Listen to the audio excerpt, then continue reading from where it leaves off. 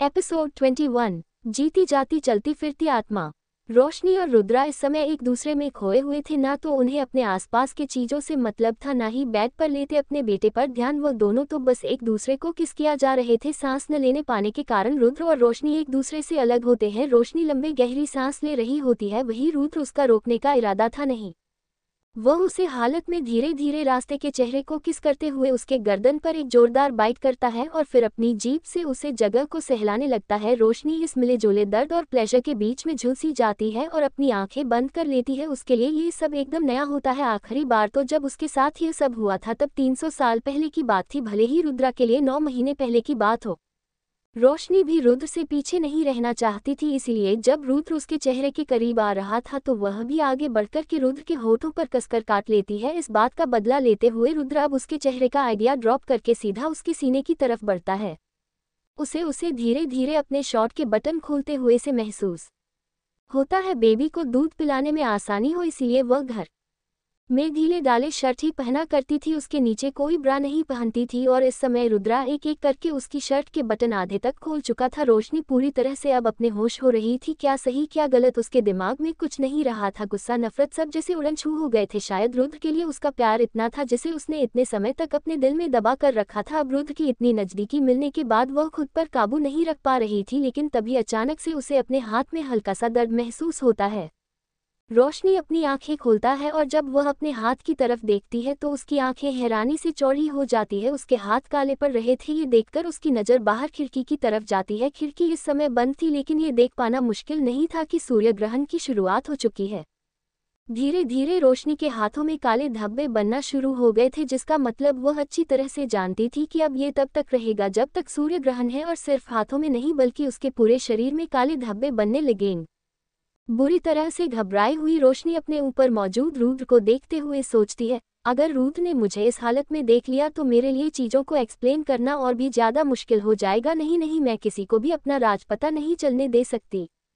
इतना सोचकर वह एक झटके में रुद्र से अलग होती है और तुरंत घर से बाहर भागने लगती है। जल्दी से अपने शहर के बटन लगाते हुए तुरंत घर से बाहर भाग जाती है। दूसरी तरफ दरवाजे के सामने खड़े मानव और मोहित अंदर हो रही चीज़ों को सुनना चाहते थे, लेकिन उन्हें भी बहुत बड़ा झटका लगता है जब अचानक से दरवाजा खुल जाता। दोनों चौंक जाते हैं क्योंकि उनके सामने उनकी मैडम होती है, जो कि बिल्कुल लाल सूजी होठों के साथ एकदम गहरी काली आंखों से उन्हें घर रही होती है। उसके बाल पूरी तरह से खुले होते हैं। इस समय तो वह बहुत सुंदर लग रही होती है, लेकिन उनके चेहरे के एक्सप्रेशंस थोड़ा डर हमने होते हैं जो उनकी सुंदर चेहरे को ढक रहे होते हैं। मानव को लगता है कि शायद रोशनी को उनके यहाँ खड़ा होना अच्छा नहीं लगा, इसलिए वह एक्सप्लेन करते हुए कहता है, मैडम एक्चुअली। लेकिन रोशनी उसकी बात सुनती नहीं है, वहां से भी भागने लगती है। भागते हुए वह नीचे कंपाउंड में आती है, जहां पर इस समय चारों तरफ कई सारे बॉडीगार्ड खड़े थे, शायद रुद्र की सेफ्टी बनाए रखने के लिए। पर वह किसी परिसर में ध्यान नहीं देती और वैसे ही भागने लगती है। उसकी रफ्तार भी इतनी होती है कि उसे रोकने की कोशिश करने वाले बॉडीगार्ड्स भी उसे रोक नहीं पाते। मानव और मोहित यह सब देख रहे होते हैं। राष्ट्रीय को पागलों की तरह भागता हुआ देखकर उन्हें तो समझ ही नहीं आता कि आखिर में हो क्या क्या है, वह भी तब जब उनका बेटा अंदर है। मानव गेट पर मौजूद रोशनी को अपनी आंखों से ओझल होता हुआ देखकर कहता है, यार यह मैडम को क्या हो गया है सर, ऐसा भी क्या कर दिया।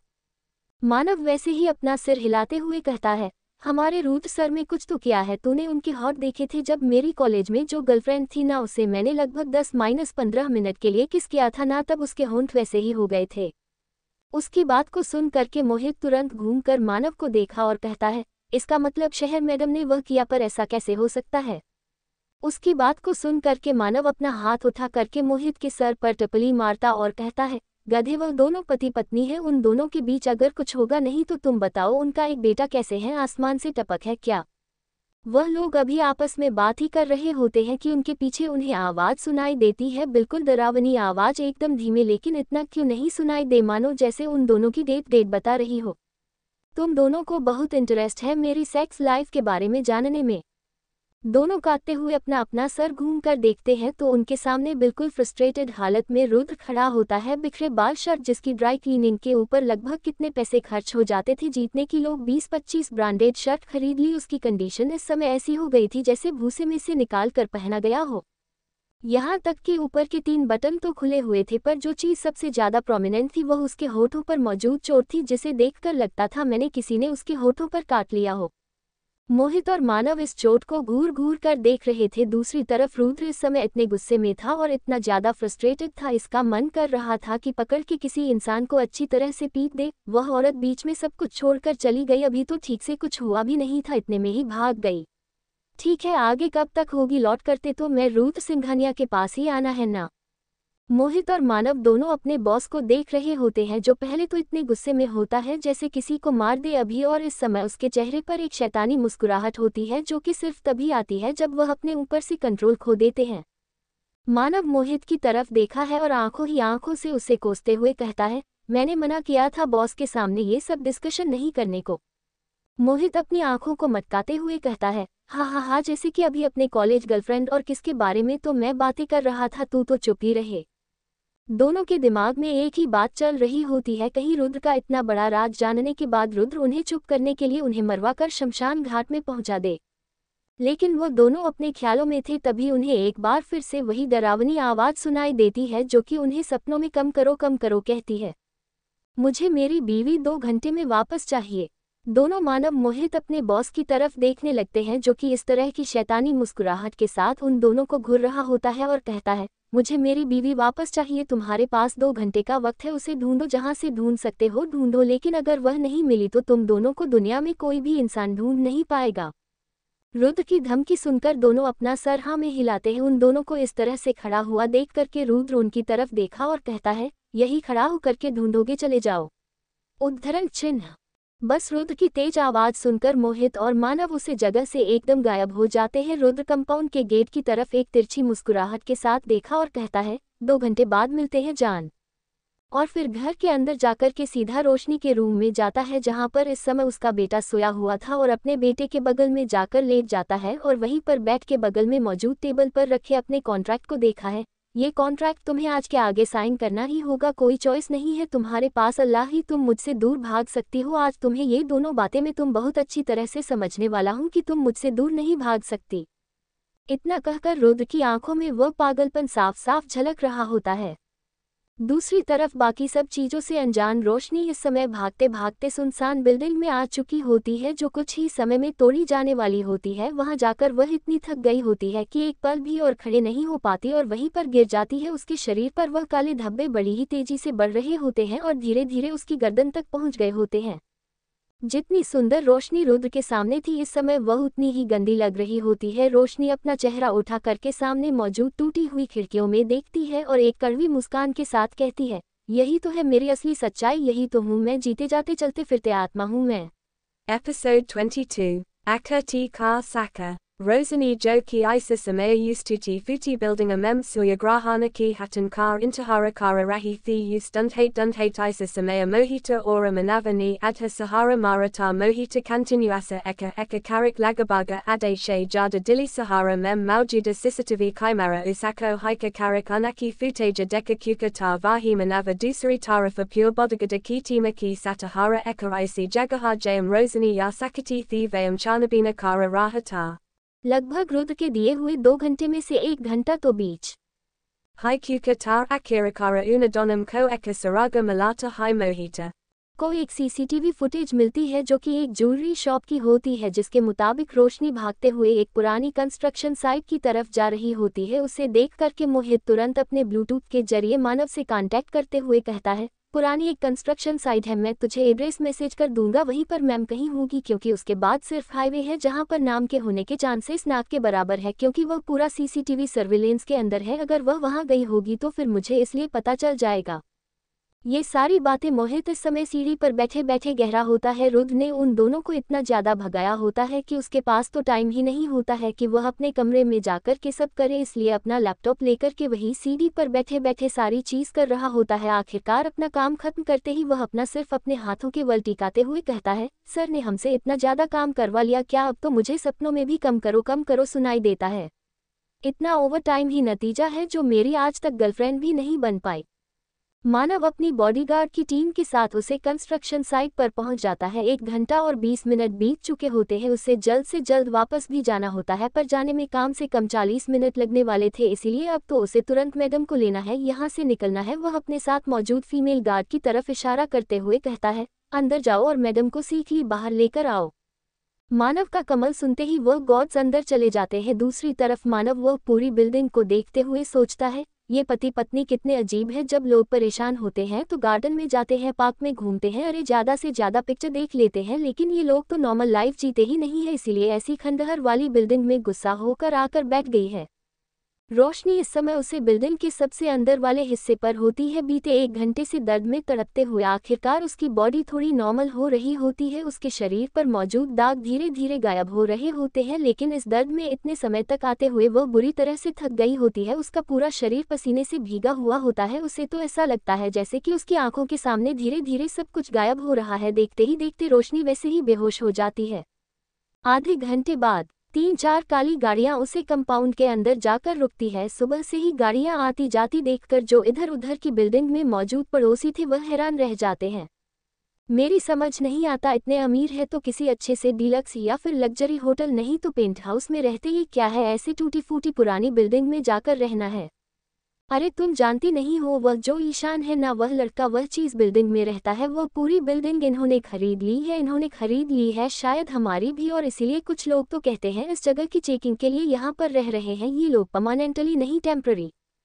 सभी लोग देख रहे होते हैं। उन कई गाड़ियों में से एक गाड़ी का दरवाजा खुलता है और 2-3 फीमेल गार्डनर्स बड़ी मुश्किल से एक बुरी तरह से बेहोश लड़के को संभालते हुए अंदर ले जा रही होती है। उन लोगों ने उसे लड़की को इस तरह से कर किया होता है कि काफी ज्यादा बालकनी से झुक झुक कर देखने के बाद भी उन्हें उसे लड़की का चेहरा दिखाई नहीं दे रहा होता है।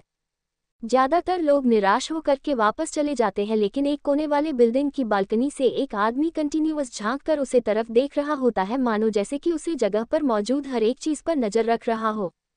रोशनी को लगभग तुम्हारी हालत में ऊपर रहने के बाद मानव बस आगे बढ़ ही रहा होता है कि रोशनी को झट से आगे बढ़कर फुल बॉडीगार्ड से छीनकर रुद्र अपनी बाहों में भर लेता है। उसकी हालत देख करके रुद्र की आंखों में मानव खून सा उतर आया होता है और वह मानव की तरफ घूमकर उसे जलती हुई नजरों से देखा है। मानव जिसके शरीर के वह अपना से नीचे झुकाए कहता है, सर मैडम काफी देर तक भाग रही थी, शायद इसी वजह से तक करके बेहोश हो गए, क्योंकि यह यहाँ से लगभग 10 किलोमीटर पीछे पुरानी बिल्डिंग के अंदर हमें मिली थी। की बात सुनकर रुद्र अपनी आंखें बंद कर लेता है और लंबी गहरी सांस लेकर के रोशनी को अपने साथ घर के अंदर लेकर चला जाता है। मानव चाहत के साथ लेता है और अपने माथे पर पसीने को हाथ से पूछते हुए कहता है, बाल बाल बच्चे बनाया स्माइलिंग डेविल, ये तो हमारे ऊपर आखिरी फैसला सुनाने के लिए बाहर तक आ गया था। उद्धरण चिन्ह। इसके बाद मानव अपने सुख दुख के साथ ही मोहित को ढूंढने के लिए निकल पड़ता है।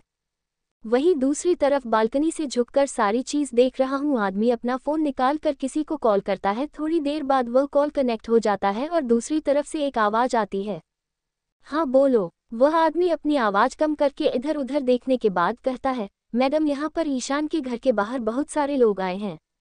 व्हाट द हेल, क्या मतलब है तुम्हारा बहुत सारे लोग आए हैं? कौन है? कहीं उसने किसी से लोन वोन तो नहीं ले रखा है जो इतने सारे लोगों से घर से बाहर निकाल कर करने के लिए आए हैं? अगर हाँ तो बहुत अच्छी बात है।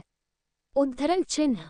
उसके बाद सुनकर वह आदमी कहता है, नहीं मैं ऐसा नहीं है, बल्कि यहाँ तो सब कुछ ही बदल गया है, जैसे जगह हम लोग रहते हैं और इसके साथ साथ आसपास के कई सारी बिल्डिंगों को किसी आदमी ने रातों रात खरीद लिया। कुछ लोग कहते हैं कि वह यहाँ पर इंस्पेक्शन के लिए रहने के लिए आया है। इस आदमी की सेफ्टी के लिए कई सारे बॉडीगार्ड्स, बहुत सारी बड़ी बड़ी गाड़ियाँ, लग्जरी गाड़ियाँ हैं। रुद्रा पिछले 2 साल से अमेरिका में रह रहा था, इसीलिए ज्यादातर लोग उसे जानते नहीं थे, बस उन्होंने रुद्र का नाम सुना था। अमेरिका जाने से पहले भी रुद्र उतना मीडिया के सामने नहीं आता था, यही कारण था कि नॉर्मल मिडिल क्लास लोग उसके बारे में उतना जानते नहीं थे। दूसरी तरफ आकृति उसे आदमी की बातें सुनकर के उसके आगे छोटी हो गई। एक रात में इतनी सारी जमीन बिल्डिंग के साथ खरीद लेना, इतनी पावर आखिर किसमें है? कहीं रुद्र वापस तो नहीं आ गया? पर अगर वह वापस आ गया तो मुझे किसी ने बताया क्यों नहीं? 23 इस जन्म में रुद्र सिर्फ मेरा है। फोन कट करने के बाद आकृति सोच में पड़ जाती है। रुद्र से रिलेटेड जितने भी इन्फॉर्मेशन से पहले तो उसे डायरेक्टली रोशनी से मिलती थी, लेकिन उसे अच्छी तरह से पता है कि रोशनी अब उसे कोई भी इन्फॉर्मेशन देने वाली नहीं है, क्योंकि वह उसकी बातों में नहीं आएगी। आखिर रोशनी को पता है कि उसका एक्सीडेंट मैंने करवाया है, बस सबूत नहीं है। रुद्र का भरोसा भी नहीं है, इसीलिए उसने अब तक मेरे खिलाफ कोई एक्शन नहीं लिया है। अगर रोशनी नहीं उसकी हेल्प कर सकती तो तन्वी करती थी, पर तन्वी का क्या कंडीशन है तो पिछले 2 दिन से पता लगाने की कोशिश कर रही है, लेकिन पता नहीं लग पा रही उसे। बस इतना पता है कि तन्वी को अस्पताल ले जाया गया है, पर किस हालत में ये पता नहीं है। जो 2 गुंडे उसने भेजे थे उनकी भी हालत ऐसी नहीं रही कि कुछ पूछा जा सके, उनका तो पता भी नहीं चल पा रहा है। तो फिर आखिर इस समय रुद्र कहाँ है, ये बात उसे सिर्फ एक ही इंसान बता सकता है। इतना सोच करके आकृति तुरंत अपना फोन उठाकर किसी को कॉल करती है। कुछ देर तक बातें करने के बाद फोन कट कर देती है। उसकी आंखों में इस समय गुस्सा साफ साफ दिखाई दे रहा होता है। अपना फोन उठाकर बेडरूम की दीवार पर पटकते हुए वह कहती है, इसका मतलब रुद्र वापस आ गए हैं, डैम इट। इतनी बड़ी बात हो गई लेकिन किसी को पता भी नहीं है, ऐसा कैसे हो सकता है। इतना सोचकर अचानक से आकृति जोर जोर से हंसने लगती है और कहती है, अगर रुद्र तुम्हारे साथ है ना रोशनी, तो फिर यह साथ ज्यादा दिनों तक का नहीं है, बस तुम देखते जाओ। वैसे भी इस जन्म में तो रुद्र सिर्फ मेरे हो सकते हैं, क्योंकि इस बार का मेरा प्लेन तुम्हें कहीं शक दिखाने लायक नहीं छोड़ेगा। दूसरी तरफ आकृति के प्लान से अनजान रोशनी इस समय रुद्र की बाहों में होती है, जो कि उसे सीधा अपने घर ले गया होता है। मतलब ईशान के घर के बगल में मौजूद उसे फ्लैट में जहां पर वह रह रहा था, उसे पूरे यूनिट को बहुत ही अच्छी तरह से रेलवे किया गया होता है और सिर्फ 6 घंटे के अंदर उसे पूरी जगह की कायापलट हो गई होती है। Unak baks ki lai eka naseri ora eka naniki sata sata jara aka hara eka samanya samaya ustina kamer vale bedaruma mem rahata hai eka rumako puritara hashe rudransa ki lai naseri banai gai hoti hai dasare vale ko rudra ki study ora jo bedaruma hota hai usaki thika bagala mem eka chota sa voking a klojeta matalaba ratum rata ustina kamer ki bedaruma ko eka parafecta lajari apartamenta banani ki puri kazisa ki gai hoti hai। रोशनी को अपने bed पर लेटाने के बाद रुद्र उसके चेहरे की तरफ देखा है, जो कि पूरी तरह से मिट्टी में सना हुआ रहता है। इसके साथ साथ उसके कपड़े बुरी तरह से पसीना में भीगे हुए रहते और गंदे हो गए होते हैं। पता नहीं यह औरत इतनी अजीब कब से हो गई। गुस्सा होने के बाद आखिर यह टूटी फूटी खंडहर में क्या करने गई थी। लेकिन इन सब चीज़ों के बारे में ज़्यादा ना सोते हुए रुद्र तुरंत उठकर बाथरूम में जाता है और एक छोटे से प्लास्टिक टब में थोड़ा गर्म पानी और एक वाइट टॉवल के साथ रोशनी के पास आता है। टॉवल को वहीं पर नाइट स्टैंड पर रखते हुए एक लंबी गहरी सांस लेता है, फिर धीरे धीरे अपने हाथ आगे बढ़ा करके रोशनी के शर्ट के बटन के करके खोल के उसके कपड़े निकलने लगता है। देखते ही देखते फ्लोर पर रोशनी का शर्ट और उसके पैंट पड़ी हुई रहती है। रुद्र की आंखों में इस समय रोशनी के बॉडी के रिफ्लेक्शन साफ साफ दिखाई दे रही होती है। नीचे डाल के ऊपर से भीगा हुआ टावल उठाकर के वह बड़े ही हल्के हाथों से रोशनी को एक टावल बांध देते हुए उसका शरीर साफ करने लगता है, जो कि पूरी तरह से मिट्टी में सना हुआ था बीते 1.5 घंटे तक उसे गंदी जगह पर रहने के कारण। उसकी नज़र ईशा के पेट पर मौजूद स्टिचिंग के मार्क्स पर पड़ती है, जो कि सिजेरियन करने के कारण पड़े होते हैं। हल्के हाथों से सहलाने के बाद वह वापस से अपने काम में लग जाता। ऐसा करते हुए उसका ध्यान बार बार रोशनी के चेस्ट पर जा रहा था। Control Rudra control. वैसे भी अब इस लड़की को संभालना इतना मुश्किल हो चुका है। अगर तूने इस हालत में इसके साथ कुछ भी करने की कोशिश की ना, तो ये पक्का एक और बहाना ढूंढ लेगी यहाँ से भागने का। लेकिन फिर कुछ सोचकर रोशनी के चेस्ट को प्रेस करते हुए वह कहता है, लेकिन एटलीस्ट कुछ तो कर ही सकता हूँ। इतना काम जो कर रही हो तुम रुद्रा सिंघानिया से। उद्धरण चिन्ह। ईशान शाम के 7 बजे तक अपने हाथों में आइसक्रीम लिए और दूसरे हाथ में मीरा का हाथ पकड़े मस्त से घर की तरफ बढ़ रहा होता है। वहीं दूसरी तरफ मीरा परेशान हो रही होती है, ईशान आप भी ना, हमें जल्दी से घर जाना चाहिए, पता नहीं रोशनी अकेले सब कुछ कैसे संभाल रही होगी। उसके बाद सुनकर ईशान खुशी मन से कहता है, अरे वह अकेले कहाँ है, हमारे को अच्छे वाले पड़ोसी हैं ना, और फिर मेरी बहन की टेंशन तो मत लो, वह तो पक्का आराम से सो ही रही होगी। पड़ोसी सुनकर के मीरा को ऐसा लगता है जैसे कोई खतरे की घंटी बजा रहा है। वह तुरंत लड़खड़ाते हुए यह आवाज में कहती है, आप तो ठीक से और पड़ोसियों से मिले भी नहीं, आपको क्या पड़ी है उनकी इतनी ज्यादा, और इतना विश्वास कहाँ से। उसकी बात सुनकर के ईशान अपने हाथ उठाकर मीरा को अपने करीब आने का इशारा करता और कहता है, अरे तुम्हें पता है आज मैं कॉलेज में लंच कर रहा था ना, मुझे हमारे वह पड़ोसी है ना शर्मा जी दूसरी बिल्डिंग में जो रहते हैं, उनका फ़ोन आया था। उन्होंने मुझे बताया कि कितनी हाई फाई है हमारे पड़ोसी, इसके साथ साथ काफ़ी अमीर भी है, उन्होंने पूरा रेसिडेंशियल एरिया खरीद लिया है। तो फिर मैं चाहता हूँ कि ईशान की बात सुनकर के अचानक से मीरा को सोचती है, वह हैरानी से ईशान को देखते हुए कहती है, कहीं आप ये तो नहीं चाहते कि रोशनी का उसे पड़ोसी के साथ।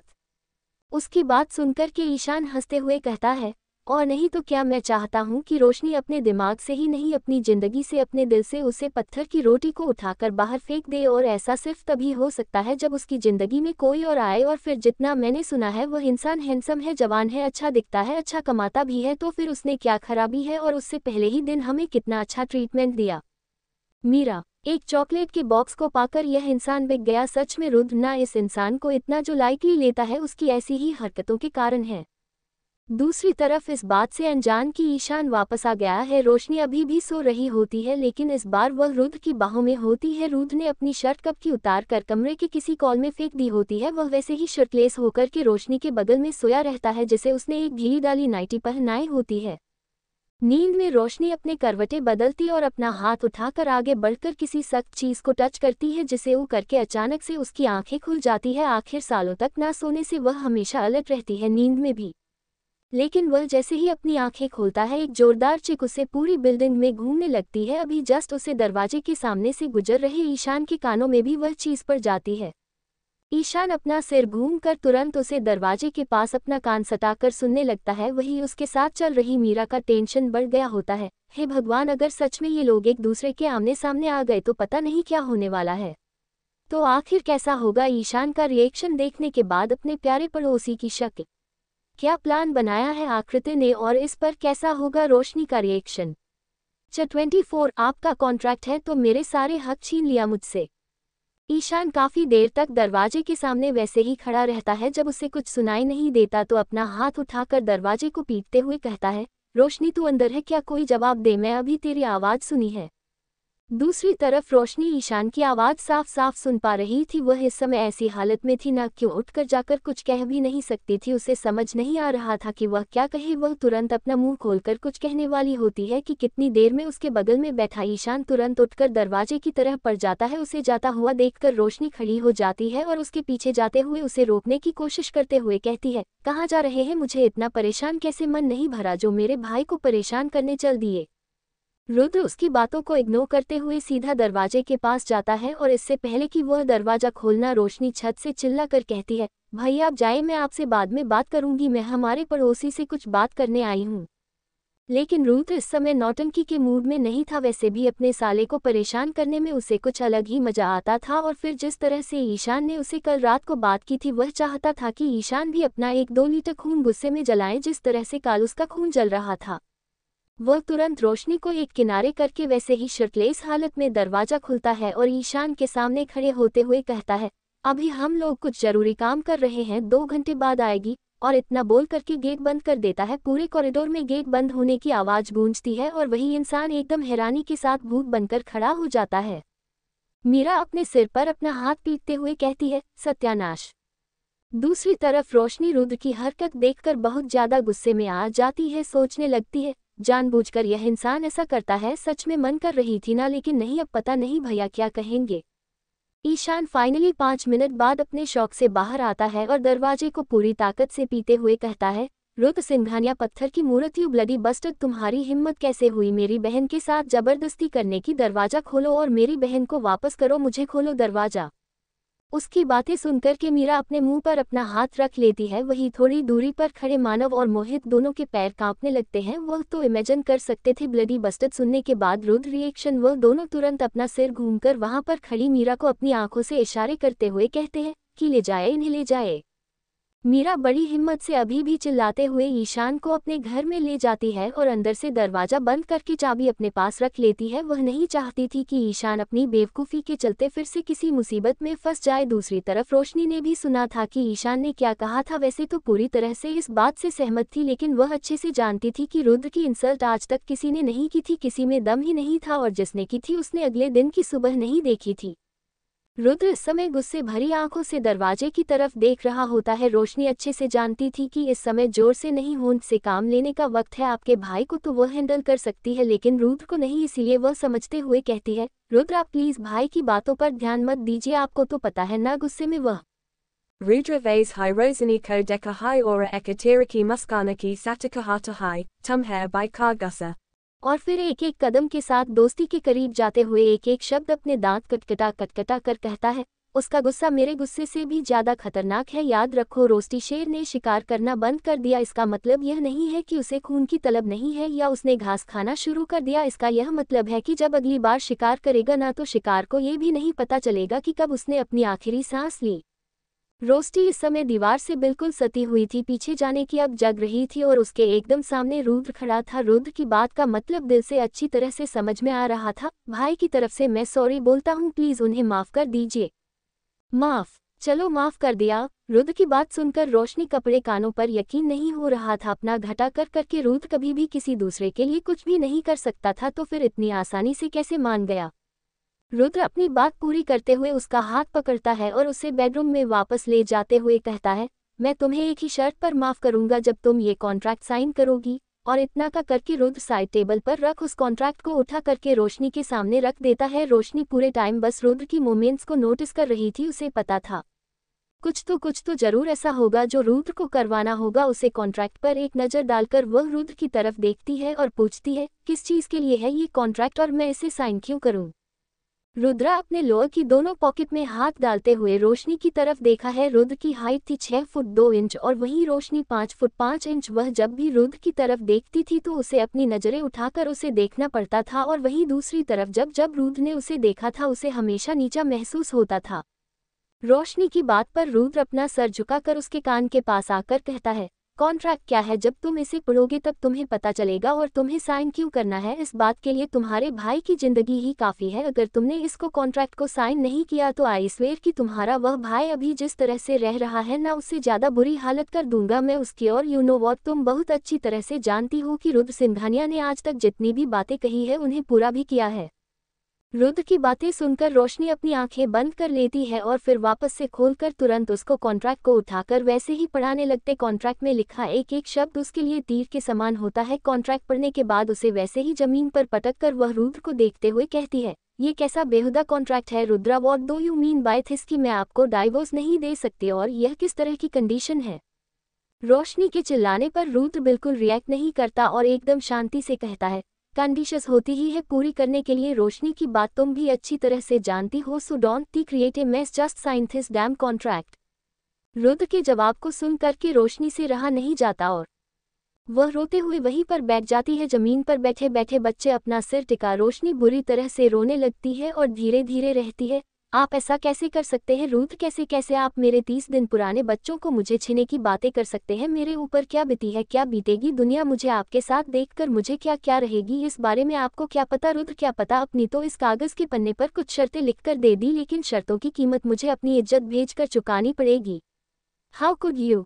रुद्र वैसे ही खड़े खड़े रोशनी की तरफ एक नज़र देखा है और फिर अपनी नज़रें दूसरी तरफ घूमकर कहता है, वह बच्चा सिर्फ तुम्हारा नहीं है, हमारा है, इसलिए अगली बार यह सब मत कहना। और अपने पति के साथ रहने में किस बात की झिझक है तुम्हें, और वैसे भी ऐसी भी कोई शर्त नहीं है जिसे तुम पूरी न कर सको। रोशनी वैसे ही बैठे बैठे हल्का सा हंसते हुए कहती है, लेकिन इस समय उसकी वह हंसी भी उसके रोने से कई गुना ज्यादा बुरी लग रही होती है। शहर से बाहर नहीं जाना है, मैं आपको छोड़ नहीं सकती, आपको डिवोर्स से दे सकती, आपसे किसी भी तरह के कोई सवाल नहीं कर सकती कि आप पिछले 2 सालों से कहाँ थे, क्या कर रहे थे, किसके साथ थे, कुछ भी नहीं। आपके साथ रहकर मुझे वाइफ की ड्यूटी निभाने हैं, एक ऐसे इंसान के साथ रहकर के जिससे शादी के बाद अपनी पत्नी को कभी देखा भी नहीं। बच्चों के बारे में फैसला लेने के मेरे कोई हक नहीं रहेंगे, कोई राइट नहीं रहेगा। आपके साथ बिना किसी नाम के रहने के बाद भी अगर कोई मुझसे कभी पूछे कि आप मेरे क्या है, तो मैं कभी नहीं कह सकती कि आप मेरे पति हैं, कि मैं रुद्र सिंघानिया की पत्नी हूँ। दुनिया चाहे मुझ पर कोई भी इल्जाम लगाए, कोई भी लालचन लगाए, मैं नहीं कह सकती कि मैं आपकी क्या हूँ। सारी दुनिया की नज़र में आप आकृति के होने वाले मंगेतर हैं। आपके परिवार के आदेश से ज़्यादा लोग ही मानते हैं कि आपके लिए परफेक्ट चॉइस वह है। इतनी बड़ी फिल्म स्टार आकृति मल्होत्रा, जिसकी हर एक बात मीडिया की सुर्खियां बन जाती है, उसका इतना परफेक्ट बॉयफ्रेंड रुद्र सिंघानिया। मैंने कभी कहा नहीं, इसका यह मतलब नहीं था रुद्र की मुझे पता नहीं था कि आकृति की इतने बड़ी एक्ट्रेस बनने में उसकी हेल्प अपने की है। आपकी कंपनी, आपकी पावर, आपके पैसे का इस्तेमाल करके आपने उसकी इतनी मदद कर दी कि दुनिया की नज़र में आप उसके होने वाले पति बन गए। क्या आज तक आपने मेरे ऊपर एक भी पैसा खर्च किया है रुद्रा? मेरे लिए आपके दादाजी ने बहुत किया, पर आपने तो कभी मेरे लिए कुछ भी नहीं किया। आज दुनिया की नज़र में आपके बच्चे की मां कहलन का हक भी आप उसे छीन रहे हैं, उसे बच्चों की मां जिसे पैदा मैंने किया है। उद्धरण चिन्ह। Rosania Panacera Utha Karak Rudraki Tarafa Dekati Hijasaka।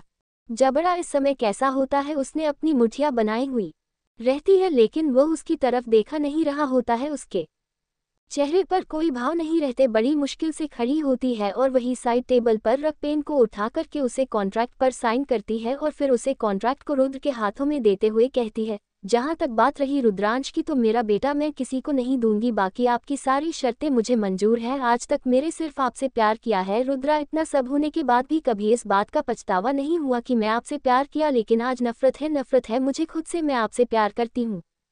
इतना कहकर रोशनी लड़खड़ाते हुए कदमों के साथ बाहर जाने लगती है। जाते जाते वह एक बात कहती है, आपको चिंता करने की जरूरत नहीं है, पर बस भाई को समझकर वापस आ जाऊंगी आपके सोने के पिंजरे की गुड़िया बनाकर रहने के लिए, क्योंकि पत्नी तो मैं आपकी कभी बन ही नहीं पाई। रोशनी के जाते ही रुद्रा अपनी आंखें बंद कर लेता है और एकदम धीरे से कहता है, तुम नहीं जानती मेरी मजबूरी क्या है।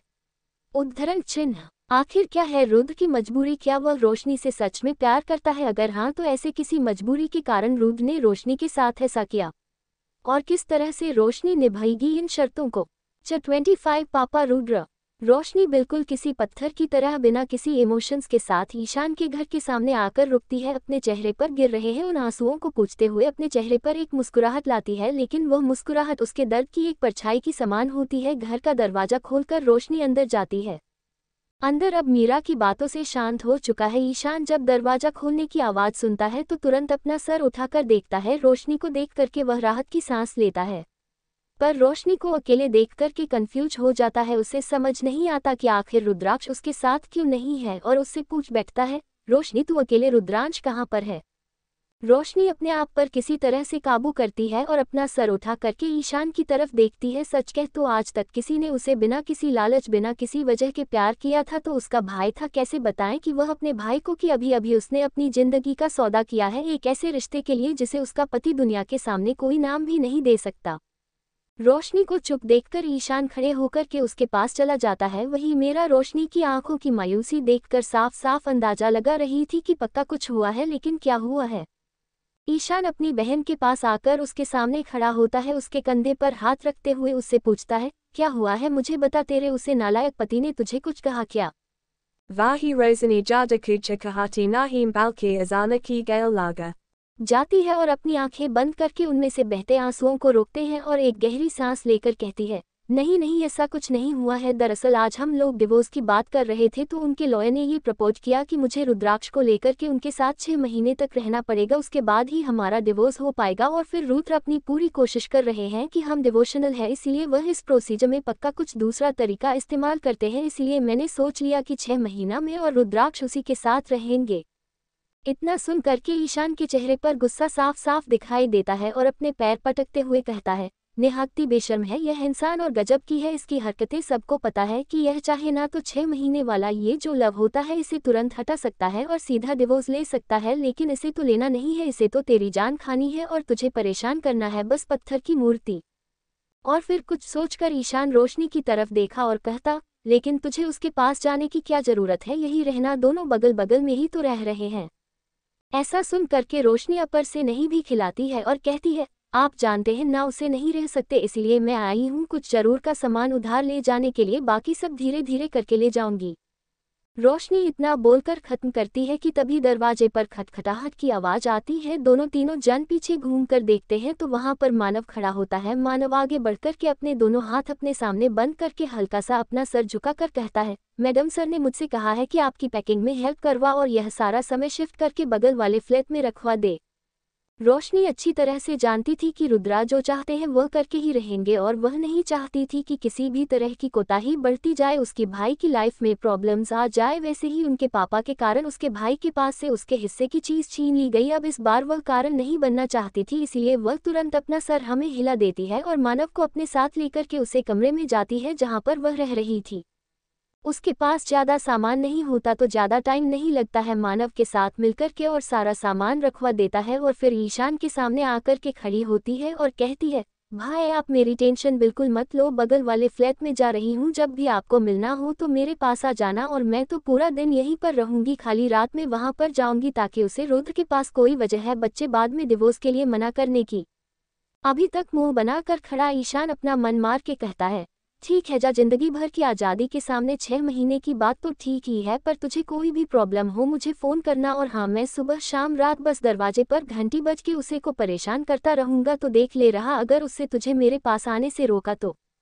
ईशान की बात सुनकर के रोशनी मुस्कुरा देती है। दूसरी तरफ सामान अपने हाथ में लेकर खड़े मानव के दिमाग में यही चल रहा होता है, यार सामने तो एक बार शादी कर दिए, पता नहीं क्या होगा। खैर जो भी हो, इतना तो क्लियर है कि पत्नी को रुला करके क्या उसे गुस्सा दिला करके अगर कोई पति यह सोच कि उसका कुछ नहीं होगा तो फिर वह बहुत गलत सोचता है, क्योंकि एक अकेली नारी सब पर भारी होती है। उद्धरण चिन्ह। दूसरी तरफ मानव ये बात जानता नहीं था कि आने वाले 1 महीने के अंदर ही उसे उसकी कही गई बात सच साबित होती हुई दिखाई देगी कि एक अकेली नारी सब पर भारी होगी। रुद्र इस समय अपने बेडरूम में बैठे अपने लैपटॉप पर कुछ टाइप कर रहा था। वह बस इंतजार कर रहा था कि कब रोशनी वापस आए। जैसे ही उसने लैपटॉप की स्क्रीन पर से अपनी नजरें घूमकर दरवाजे की तरफ देखा, अचानक से दरवाजा खुल गया और मानव अपने हाथ में कई सारे बॉक्स लिए अंदर आया और उसने इन बॉक्स को वहां रखते हुए रुद्र की तरफ अपना सर हल्का सा झुका करके कहा, सर सारा सामान रख दिया है और मैडम भी बस आ ही रही है, तो अब मैं जाऊं। रुद्र बस अपने हाथ हिला देता है अपने बॉस का इशारा पाकर के मानव बिना ज्यादा कुछ बोले धीरे से वहां से निकल जाता है। सच में उसे 2 पति पत्नी की लड़ाई के बीच में बिल्कुल नहीं फंसना था। जैसा कि मानव ने कहा था कि 5-6 मिनट बाद रोशनी में कैमरे के अंदर आती है, लेकिन वह रुद्र को पूरी तरह से इग्नोर करते हुए सीधा अपने सामान की तरफ जाती है। उसमें से टॉवल निकलती है, अपने कपड़े लेती है और बाथरूम के अंदर चली जाती है। Disari Tarafa Rudra Rosani Ki Saman Shay Kucha Kahan Kar Intahara। कर रहा होता है कुछ तो कह कम से कम गुस्सा ही करे, क्योंकि जिस तरह से कुछ समय पहले रोशनी रो रही थी उसे वह बिल्कुल अच्छा नहीं लग रहा था। और फिर सच तो यही था कि उसने रोशनी के साथ बहुत बुरा किया था, लेकिन हालातों का मारा वह भी कुछ चीज़ों को लेकर के मजबूर था। एक ऐसी चीज़ जो इस समय सबसे ज़्यादा जरूरी थी, जो उसकी जिम्मेदारी थी। बाकी रोशनी के साथ उसका रिश्ता उसके लिए इस समय सेकेंड प्रायोरिटी के बराबर था, जिसे ना तो वह खोना चाहता था और ना ही उसे उतनी इम्पोर्टेंस दे सकता था जितने की वह लायक था।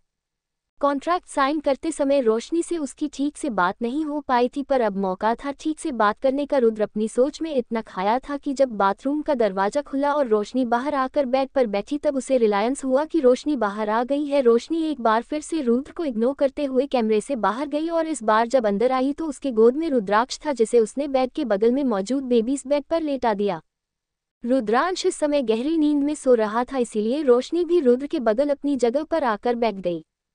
दूसरी तरफ घूमकर उसने जैसे ही रुद्र ने उसकी तरफ रोशनी ने अपना सिर घुमा लिया, अपने तरफ की लाइट बंद की और ठीक उसके बगल में जैसा कि कॉन्ट्रैक्ट में लिखा था एक वाइफ की ड्यूटी निभाते हुए सो गई।